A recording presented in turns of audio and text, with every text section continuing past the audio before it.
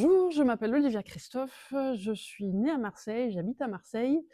Dans mon cursus, j'ai fait une école de commerce à Paris. J'ai ensuite passé une dizaine d'années chez des grossistes informatiques à faire du marketing, de la com, du développement commercial. Et en 2006, j'ai monté mon agence Reach Out Communication, que j'ai déménagée à Marseille en 2014. Et donc, ça fait maintenant une vingtaine d'années que je conseille les entreprises sur leur positionnement stratégique, sur les contenus qu'ils doivent rédiger et qu'ils me confient, et sur tout ce qui peut leur permettre de développer leur chiffre d'affaires. Quand j'ai ramené l'activité de Reach Out Communication à Marseille, je me suis renseignée sur les clubs, les associations, sur tout ce qui pouvait exister en termes de regroupement d'entrepreneurs, pour permettre d'échanger, de travailler ensemble et de construire des choses. Et c'est dans ce cadre-là que j'ai rencontré Medinsoft, où j'étais adhérente au départ. Je suis assez vite rentrée au conseil d'administration, puis au bureau. Et c'est depuis une petite année que j'ai repris la communication, et ça tombe bien, c'est mon métier. Donc nous sommes 2 à gérer la communication, les posts, les newsletters de Medinsoft.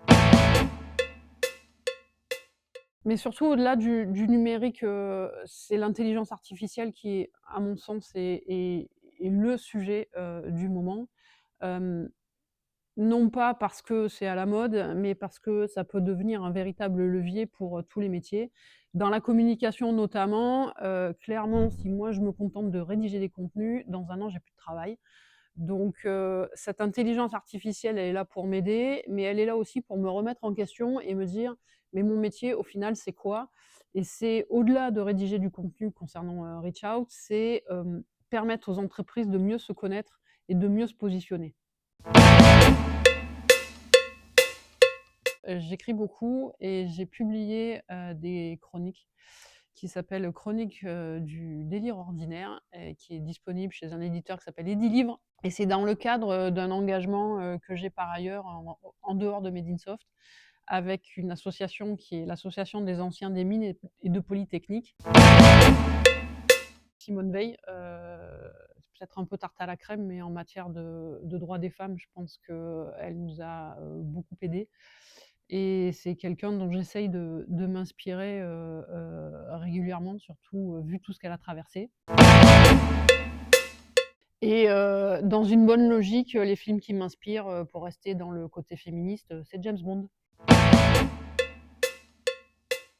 C'est quand on a décidé de monter la commission de Time for Action. Comment se fait-il que nous n'ayons pas de commission dédiée au développement durable? Il m'a dit: «Bah, vas-y».